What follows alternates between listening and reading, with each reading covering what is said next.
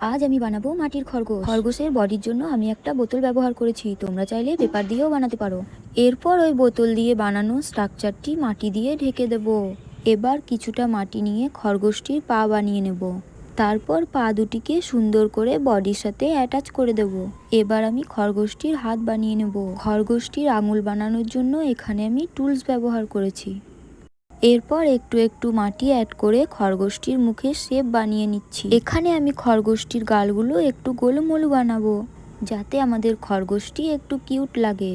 এরপর আমি খরগোশের পায়ের পাতা দুটি বানিয়ে ভালো করে বডির সঙ্গে অ্যাটাচ করে দেব। এবার আমাদের খরগোশটির কান দুটি বাকি রইল, তাই আমি এবার কান দুটি বানিয়ে নিচ্ছি। এরপর আমি কান দুটিকে অ্যাটাচ করে দেব। এরপর আমাদের খরগোশটি হয়ে গেলে একটু জল দিয়ে সুন্দর করে প্লেন করে নেব।